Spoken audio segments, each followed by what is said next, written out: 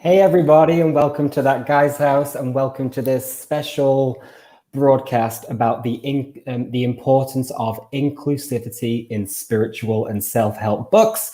My name's Sean Patrick, and I am the co-founder of TGH International, and today I am joined by Karen Mills-Alston, best-selling author and other co-founder of TGH International, and Dr. Glen Hong, best-selling author, psychologist, author of Upside Down. So both That Guy's House authors, it's so great to have you here, and I'm really excited to be having this conversation today. We had a very similar conversation to this approximately 1 year ago, and the conversation was in response to the George Floyd murder. And it was really a chance there was 9 That Guy's House authors that came together to discuss what the role of spiritual and self-help authors is when a injustice like that occurs.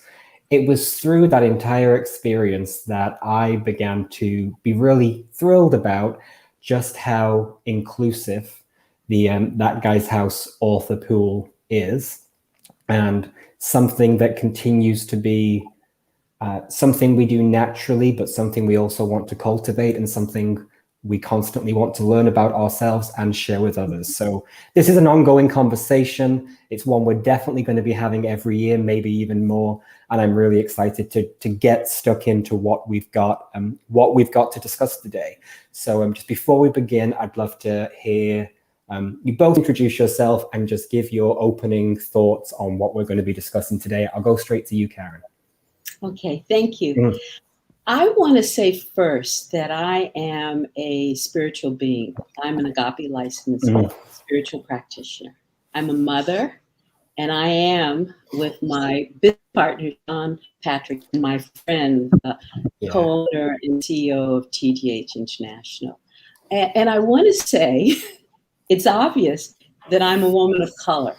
Yeah. It has not always been obvious, because it's so interesting that there are individuals who have not always seen me. They want me to be something else because of the way that I speak, because of the way that I look, not only in the world at large, but in my own Black community. So, it's very interesting.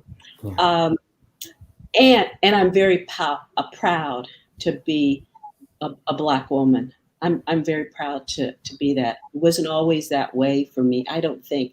Maybe a little bit. I was hesitant about it.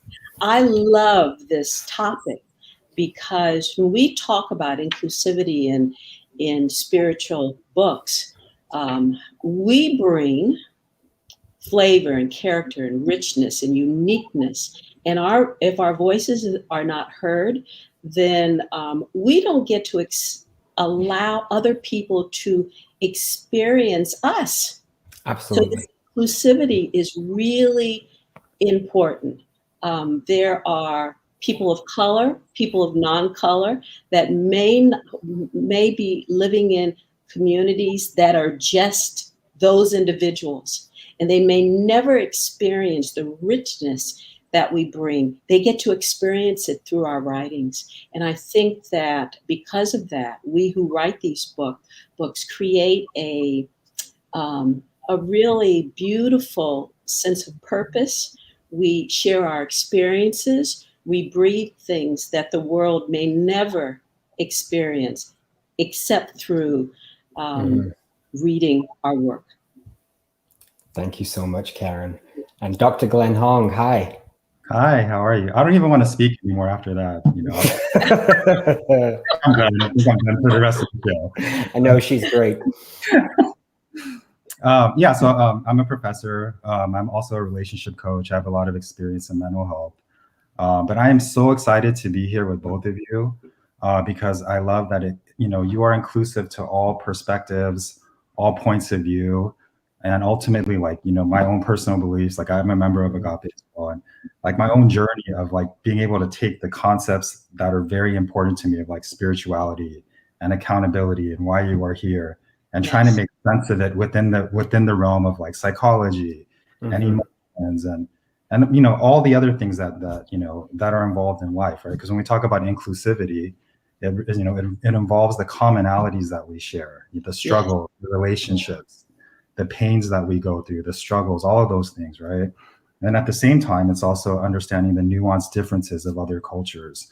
And culture means a lot of different things. It's not just skin color or, you know, the gender that you are. It's also socioeconomics. Yes. It encompasses so many things. So, you know, what you guys are doing is so important, giving people a voice, really being an example of inclusivity, and offering people the opportunity to grow and to heal. So I'm just very appreciative to be here. Oh, I'm so thrilled that you're here. You've both already touched on the first question I want to put to us all.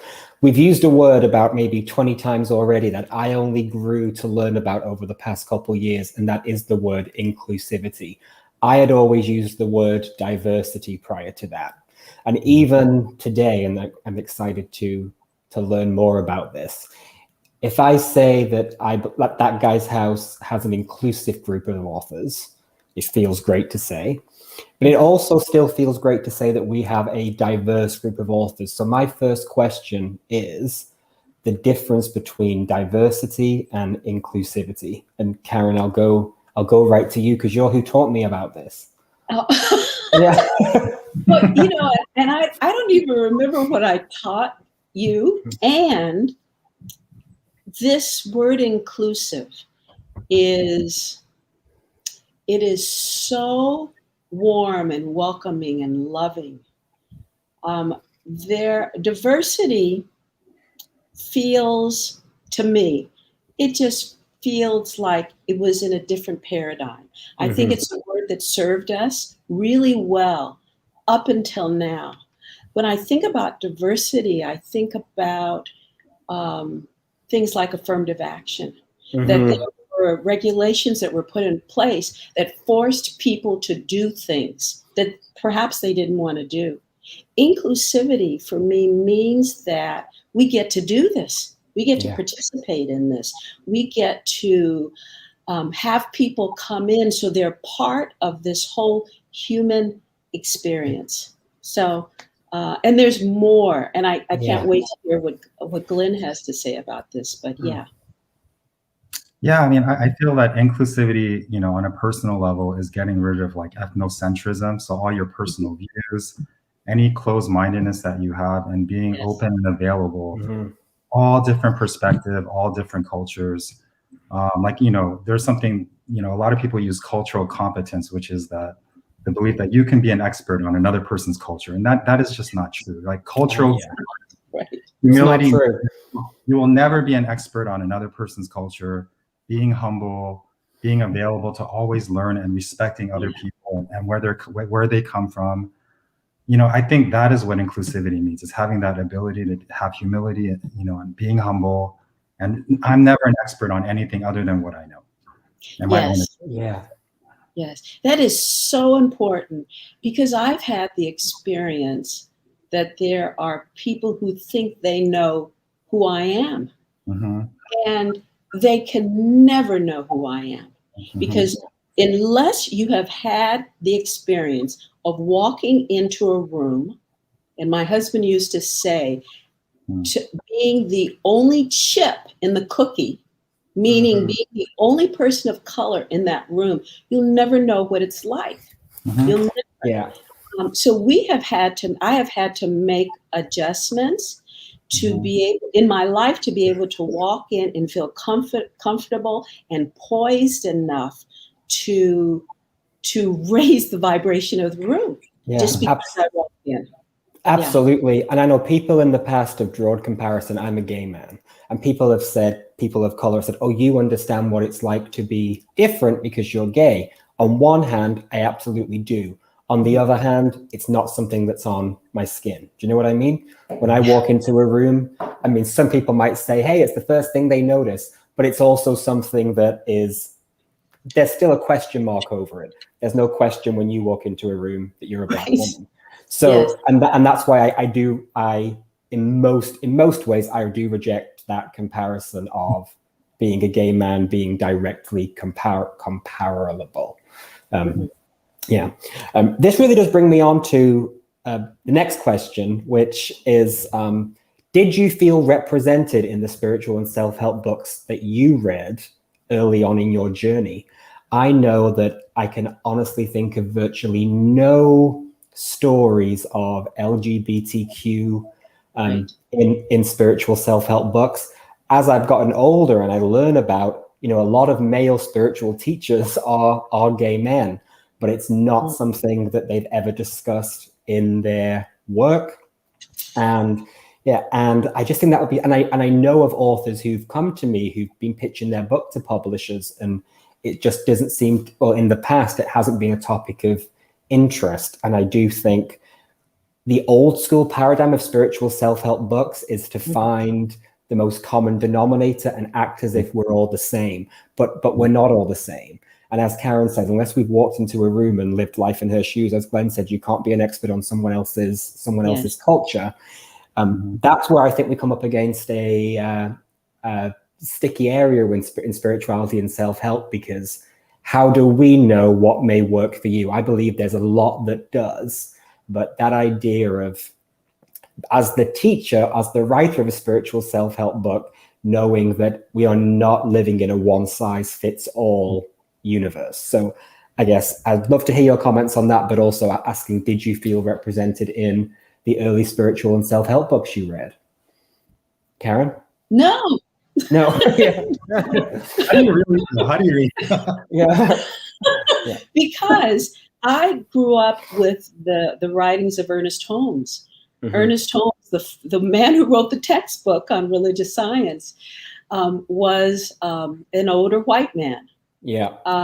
And it's what we had at that particular time. I'm also a student of Joel Goldsmith, a mystic who I love, who I absolutely love. But remember, these individuals are talking about universal principles. Yeah. So universal principles, universal laws do not see color. They don't see culture. They don't see race. They don't see any of that stuff. They only see the oneness. So that's what we can.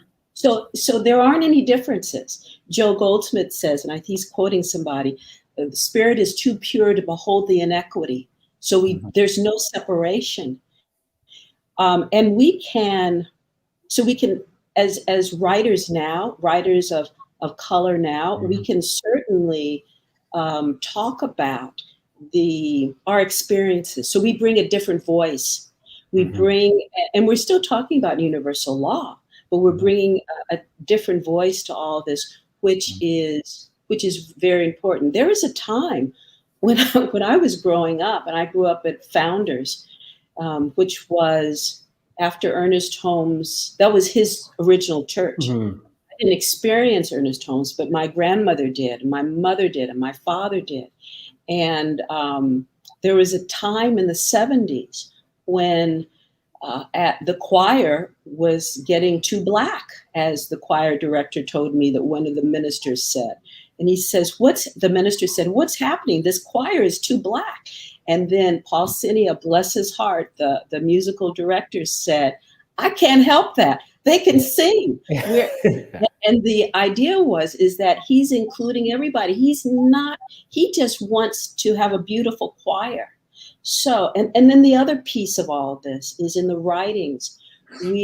Ernest Holmes and Joe Goldsmith wrote from a male perspective.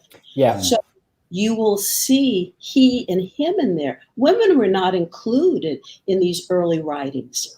So, and I always say that everything dissects, meets in, there's a crossing there, and that crossing is unconditional love. So that's what brings us all together. And I love how you bring that up, like the Joel Goldsmith, it's a universal principle. Like when I took that class, it was because it was like this universal thing about love and of spirit and, of growth. But then once we broke up into the groups, and then a lot of things that he was saying was so absolute, it would trigger these nuanced responses based on people's culture, how they grew up. So then you can see the universal principle, but also the nuanced differences in how they're interpreting that, yes, what belief systems are, how they grew up. So, it's just all encompassing. So I love that you brought that up. Yeah, and I think that's where we get to grow and expand, because if we believe that we're one with this vastness of the universe, those things that separate us out, that triggering that happens, that's our opportunity for healing.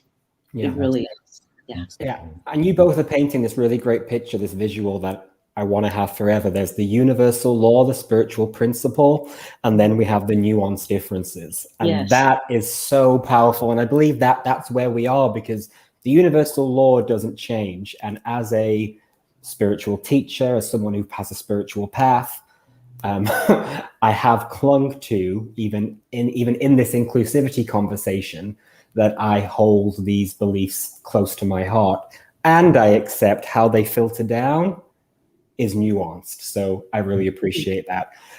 Karen, I love what you said about, everything is he and him. I'm a student of A Course in Miracles, and I know a Course in Miracles teacher who purposefully, it still refers to God as he and him.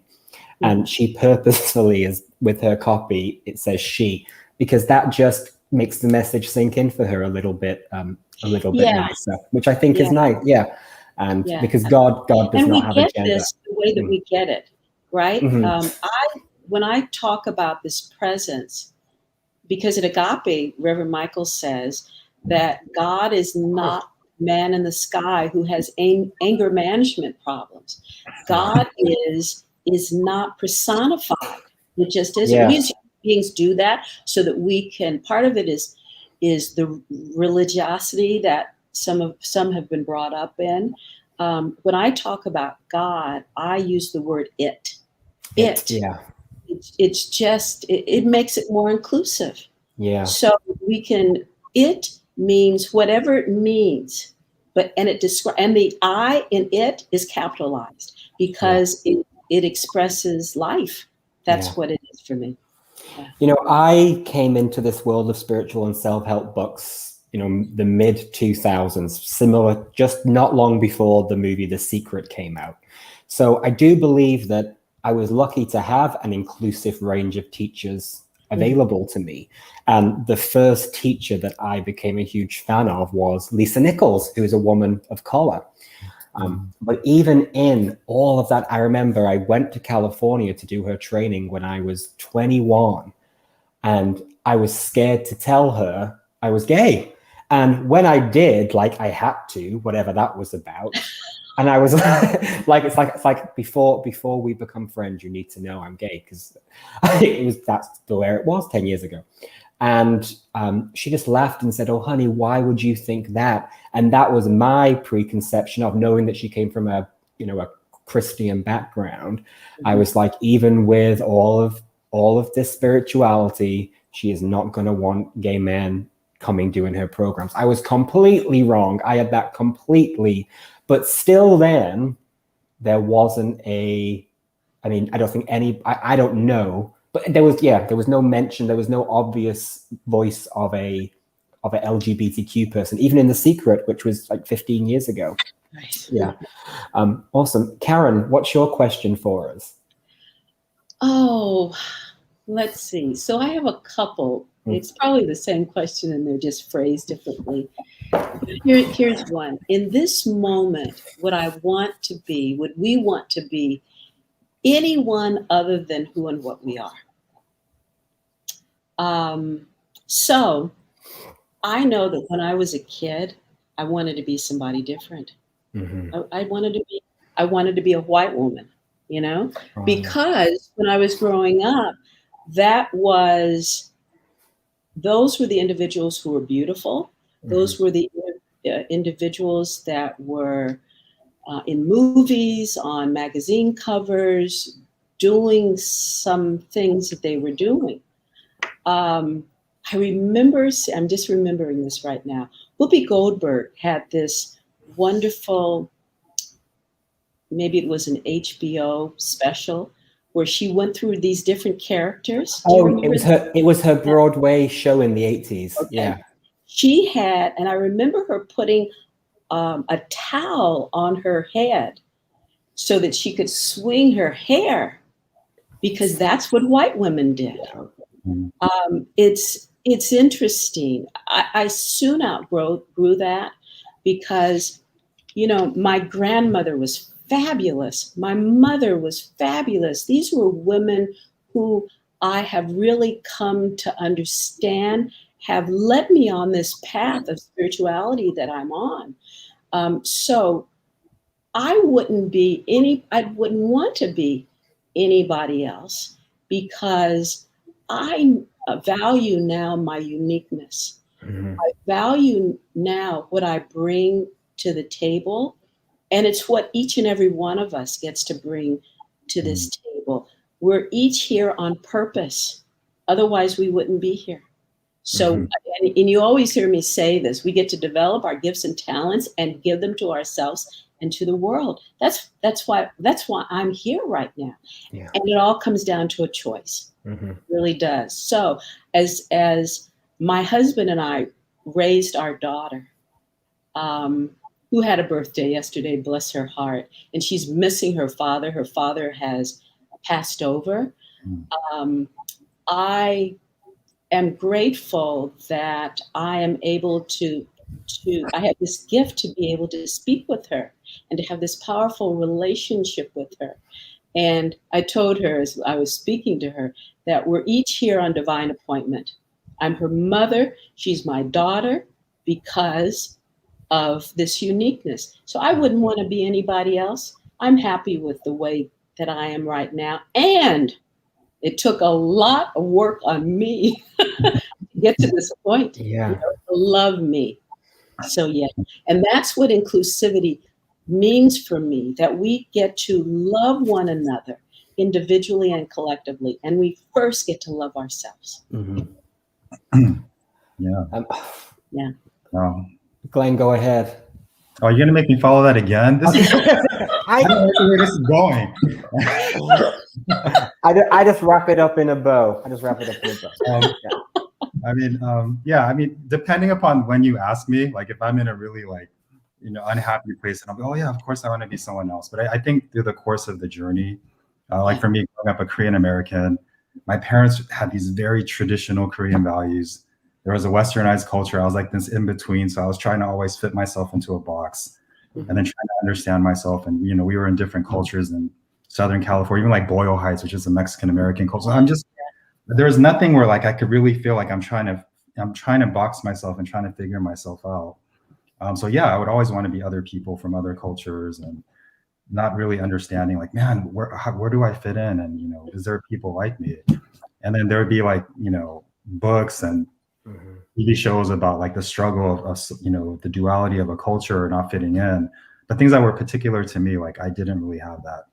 And then so yeah, during those times, like Karen was saying, like yeah, I'd be like, oh, I'd rather be this person, or I'd rather live this way.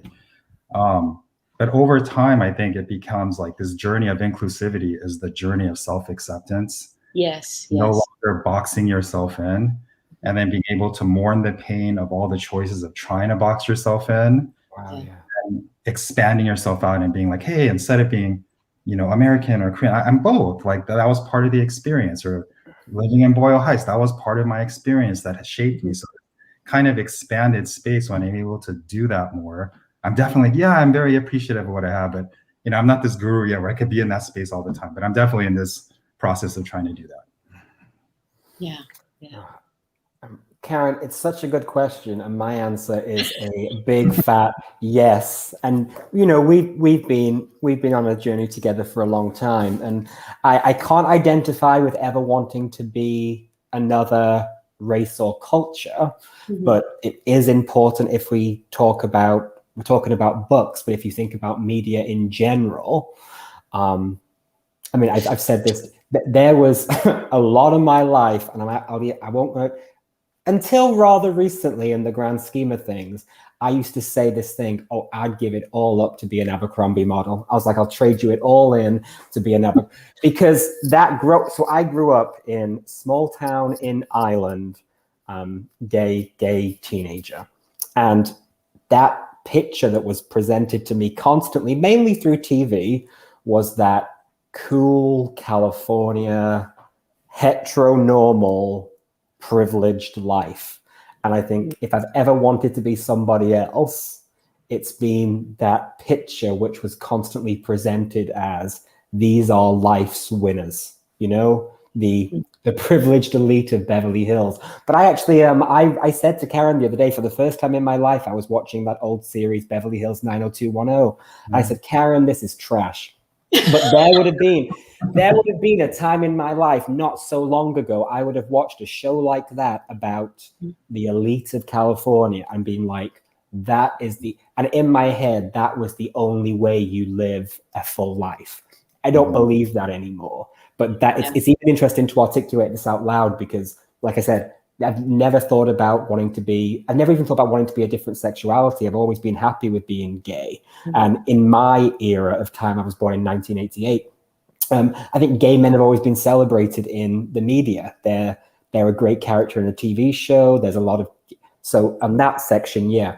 But believing that the way that you be one of life's winners, quote unquote, it's that privileged California thing. So that's the time I've wanted to be somebody else. Yeah. And, you know, I'm telling you, this opportunity that we've had, especially in the last year and a half, and so much hate has been expressed. To be able to stand in our rootedness, not only as spiritual beings, but as who we are as individuals, is very, very important. Yeah. There are so many people who have realized their voices because of what they have experienced.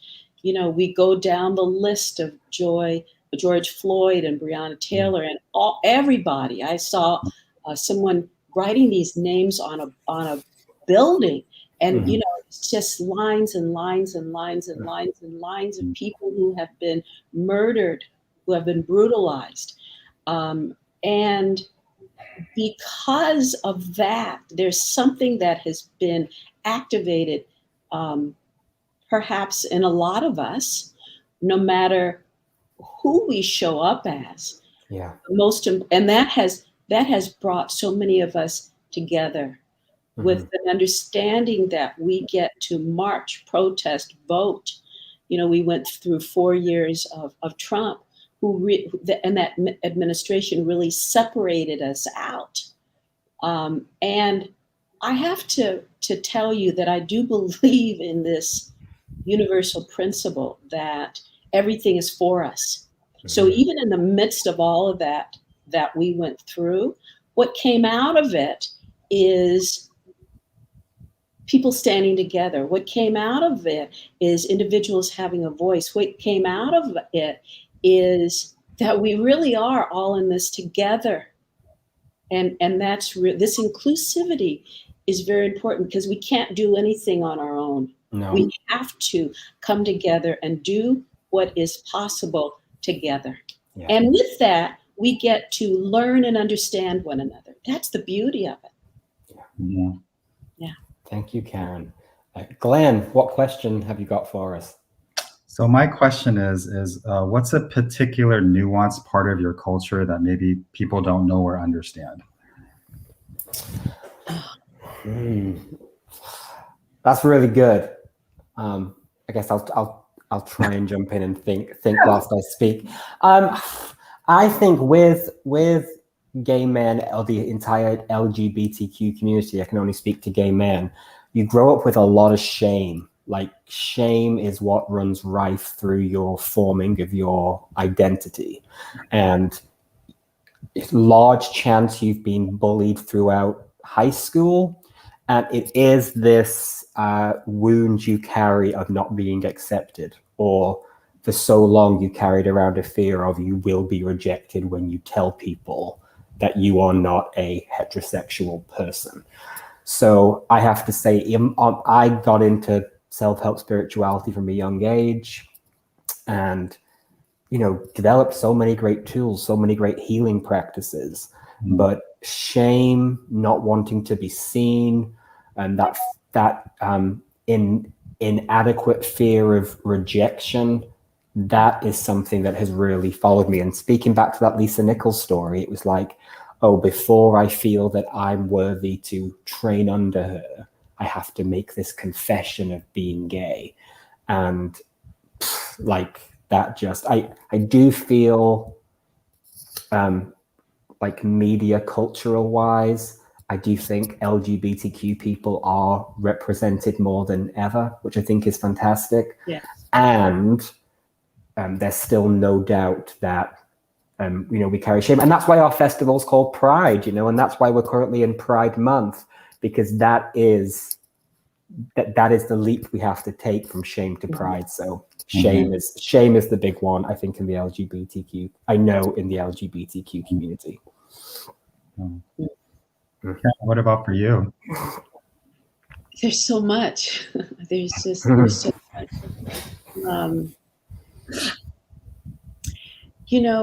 I think that there has always been a separation within the Black community. And the separation is socioeconomic. It's around education. It's around what we look like within our community, which is, and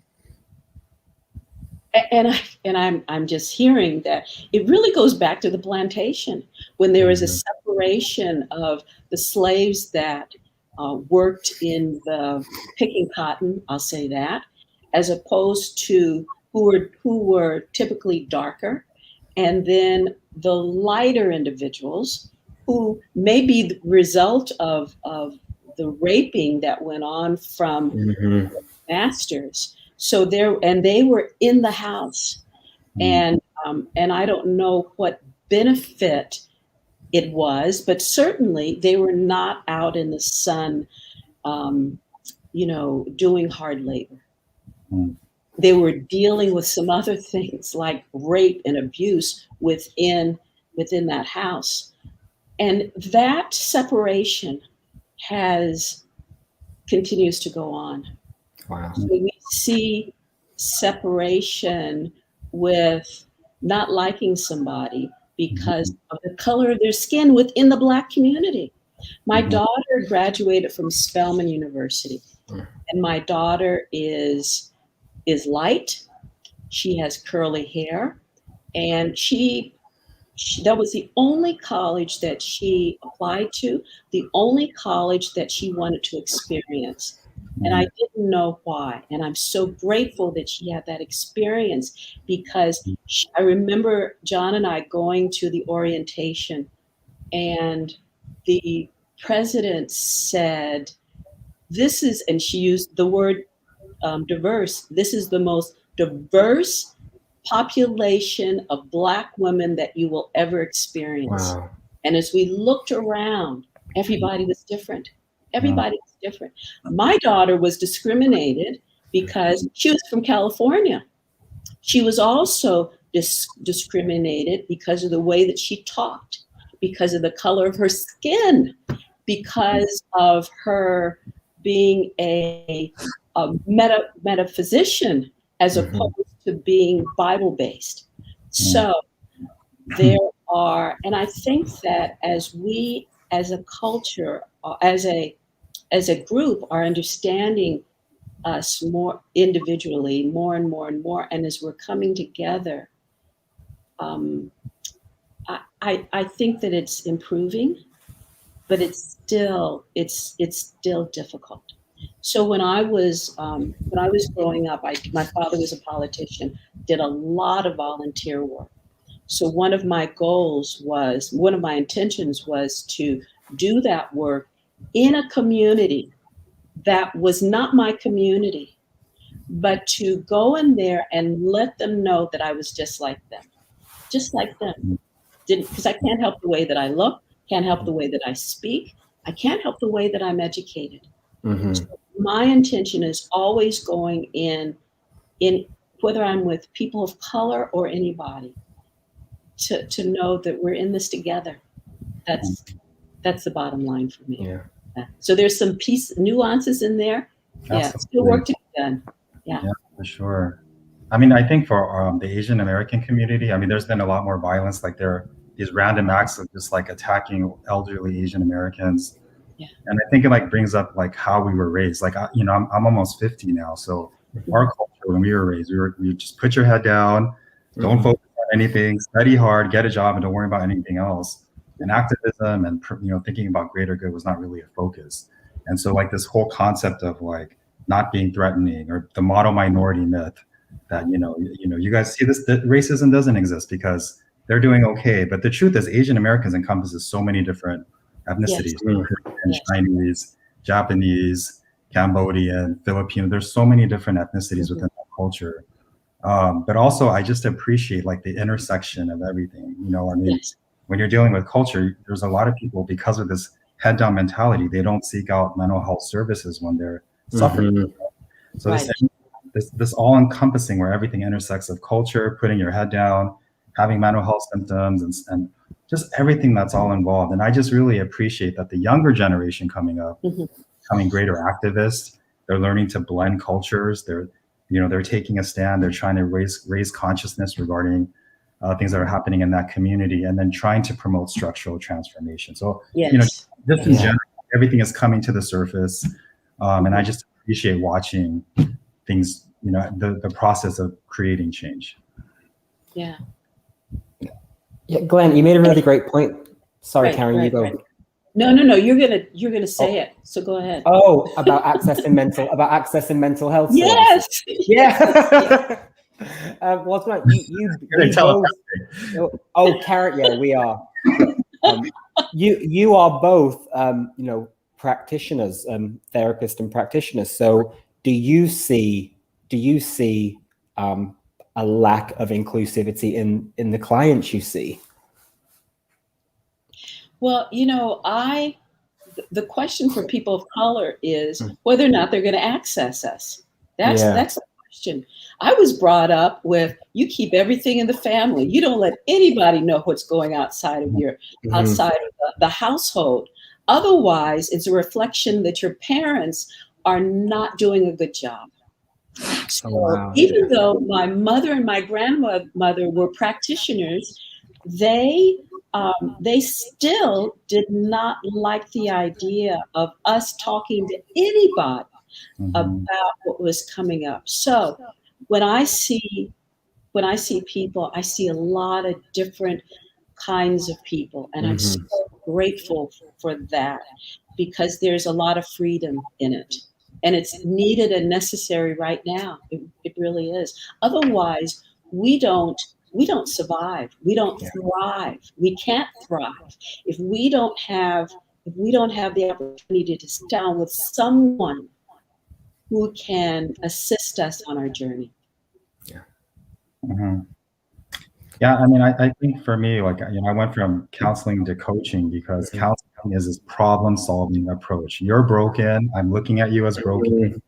I need to do an assessment to find the diagnosis of why you're broken. And then when we do assessments, it becomes now this power dynamic of, I'm going to give you the answers, and you're going to reframe these things. And you need to keep coming back week after week because there is something wrong with you.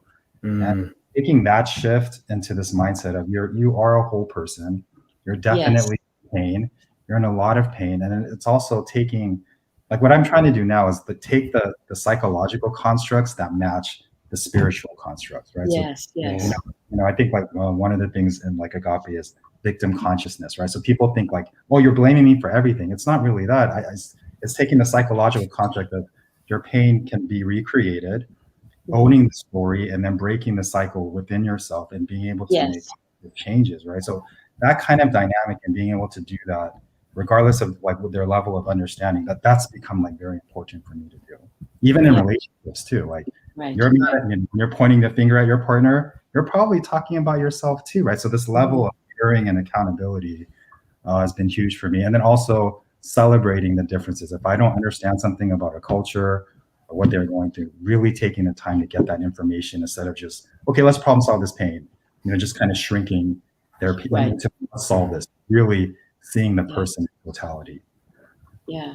And as a practitioner, that's exactly what I do. So the handbook says something like, I won't even try to quote the handbook. I'll just tell you what we do as practitioners. We see the client beyond the condition. We see the client as perfect, and we ask questions because the answer is already within that person.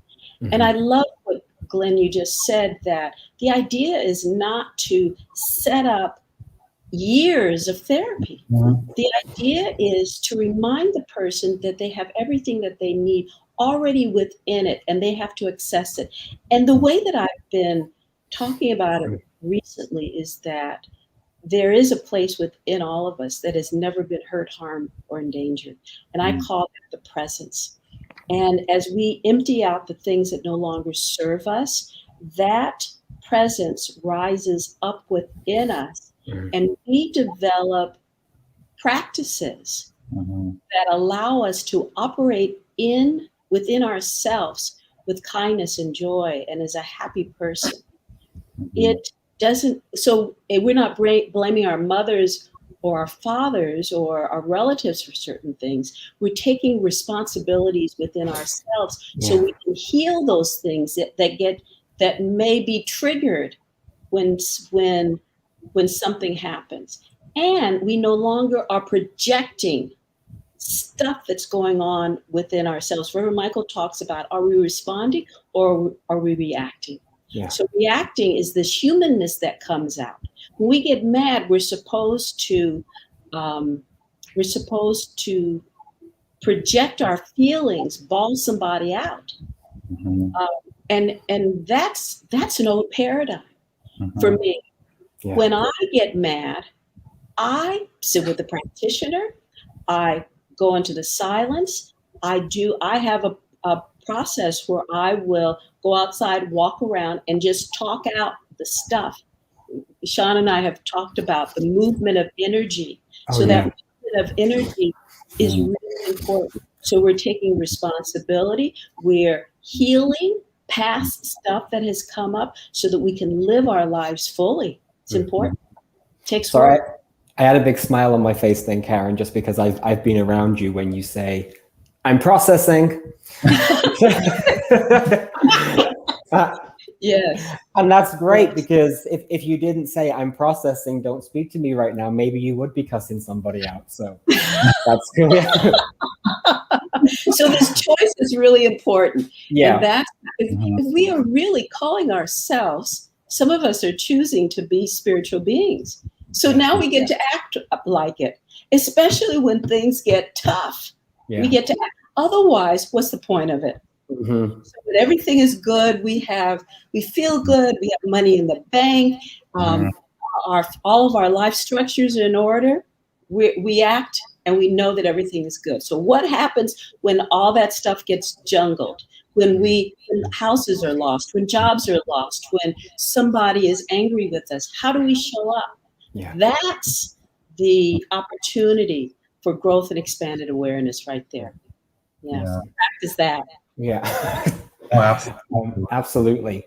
My final question's based in a statistic. So since 2014, there has been 3 times as many spiritual and self-help books are now being published. So there's 3 times as many books being published. I couldn't get any data on who was writing them, but even if we assume that means that there are more inclusive voices now, the top 3 topics that is still being spoken about in the spiritual and self-help arena are confidence, motivation, and job interview skills. Now, that final one, I'm not sure fits into our category, but that's what I want to hear about. So my question is, do you believe, even as the field of spirituality and self-help becomes more inclusive, are we chatting about the right things with confidence, motivation, and job interview skills being the top 3 topics? And if not, what should we be talking about instead? And Glenn, I'm going to steal my answer right from your question. It's my own answer. I'm self-plagiarizing.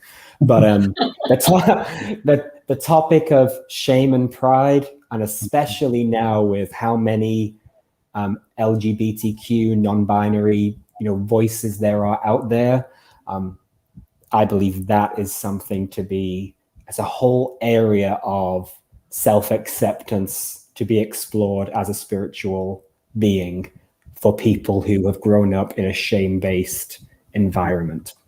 Because like I said, I did all the self-help books in the world, and nothing specifically addressed. As a gay man, you have experienced shame, and here's something you can do. So that's what I'm going to say to that. I'll pass over to you, Karen. I'm going to pass to Glen. Oh, okay. Okay. I mean, I think that the three topics represent where people are at in their stage of their journey. So I think that there's different stages of growth. So I think like job interview skills, was motivation, and what was the other one? Confidence. Confidence, right? So these are kind of like you're emotionally kind of closed off. You're thinking of survival, trying to produce minimal like results in your life. So that's kind of that emotional stage. And then once you kind of stabilize your life structures, and then you get to this space, then it starts opening up like quality of life and the meaning of your life and the purpose of your life, right? And I think one of the biggest things that I've learned throughout is people, when they have this external view of trying to problem solve their life, like, okay, if I get the house, if I get the money, I get this, everything stabilizes, then they go, why am I self-sabotaging everything? The reason that's happening is once you stabilize things in your life, now your body has permission to deal with the past issues that you have unresolved. Like if your life is chaotic, all those past symptoms stay at bay and you're just problem solving and dealing with life. But now once everything is stabilized in your life, now you really have permission. The body has permission for all the things that you've been holding back in your life. Crazy things that like you've just been suppressing inside of you. It's coming out, right? Because now you have permission to do so. And that's where the real work begins. And I think it's understanding that process for people. Yeah. What was the second one? Confidence and confidence, job interview skills, and motivation. Oh, okay. I love what Glen just said, and I want to just sort of spin it a little bit. When we do our work within, there's this saying, I think it's in the Bible, that said, "Seek ye first the kingdom of God, and everything else is added onto you." I think that when we do this work within ourselves, so we're pulling ourselves out of the world, we're no longer walking in lockstep with getting the house, the car, all those material things that are so important. When we begin with taking care of ourselves, building our confidence, then everything else is added unto us. Everything else is added unto us. So we stabilize that which is within us. We become confident. We are motivated to make a choice in ways that we may not be able to make a choice. And then so we're feeling confident, we're feeling secure, we're feeling all of those wonderful things. And then we can go out and do what we want to do. Because then we will find the house is not necessary. The cars, the clothes, all of those things are temporary things. As a spiritual being, it's important for me to develop that which is eternal, that which is changeless, that is the same yesterday, today, and forever. It's developing my confidence in who I am. So the thing that I would add to all of this, I would like to see more books relative to practices. So there are things that are happening. How do we practice them? I've been listening a lot to Abraham Hicks. Oh, yeah. I've always loved Abraham Hicks. And, she talks about being in the vortex. And being in the vortex is remembering that we are a beingness of unconditional love, of creativity, of excellence, of abundance, of peace. And as I was listening yesterday, the question was asked, how do I stay in that vortex? We stay in that remembrance, that vortex, by practicing it more and more and more. So I would add a book on some kind of practices. Yeah. I think it's really interesting. We all picked up on the topic of confidence out of the three, because that is actually the most popular topic in spiritual self-help books. It makes up 10% of all spiritual and self-help books. And I even remember I used to have the hypnosis. I used to read on how to be confident. And like I said, going back to my answer, nothing I read, and it's been a long time since, and I hope in this 10% of books every year that are coming out about confidence, I hope they are addressing, you didn't just become not confident. You probably were very confident when you were a child, maybe. But like Glenn said, it kind of views it as not confident, bad, you are broken, do this to make you good. And I think our word of the topic is nuance. I think it's very much just being this model of non-confidence is bad, having confidence is good, you need it, and there's a whole iceberg not being addressed. Yeah. I think back to, there's a book called Quiet, and I wish I knew who the author was, but she speaks about, because we grew up in a salesman-like world, we're taught, introverted and subtle is bad, and extroverted and is good. And she was really flipping that on her in the head in its book. And I would actually love, maybe this has become an area of research for me, but maybe I'd do a book called, the power of being unconfident or something. And Glenn, that's what you do. You flip things on their heads. So maybe we'll have that conversation. Yeah. Maybe one day. No, for sure. Yeah. I mean, when I see clients, people that are suffering from anxiety and depression, I see it as they have extremely high confidence because their goals are so grandiose. I'm going to be everything to everybody. I got to be perfect. If you really think about it in terms of ambition, that is the ultimate ambition. So when you're like, hey, that's really confident, let's humble yourself. It changes perspective for them.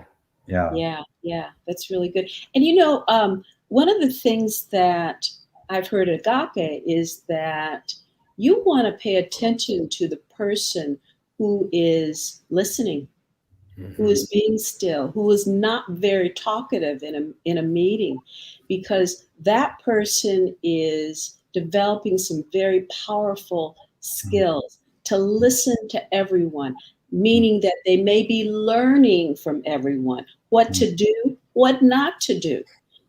So I agree that these things have been turned upside down.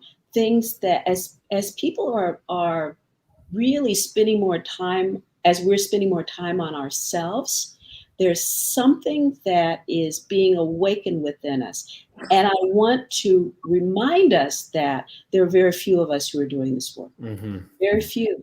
And those of us who are doing this work, who are choosing to do the work, I'm grateful that we get to do it. Yeah. Because it's important work.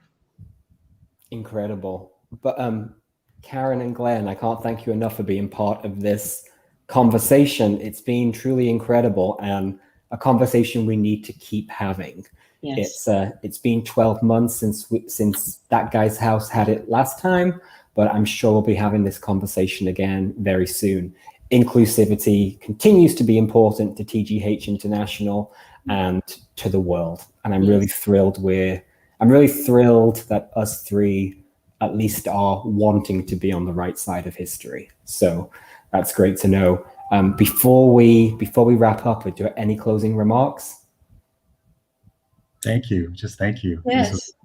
Thank you. Yeah. And I'm hearing these words. We get to love one another. Yeah. Exactly where we are, where individuals are. We're not here to change anybody, but we can change ourselves. Yeah. Yes. We've just got a comment. Someone's like, "Gosh, I'm so sorry I missed this. Don't worry, we're wrapping up now, and the replay will be available. You can go back to the beginning. It has been an incredible conversation, and we'll have it again soon. It's been incredible to spend this time with you both. Thank you so much, and thank you for everyone who tuned in. Bye-bye.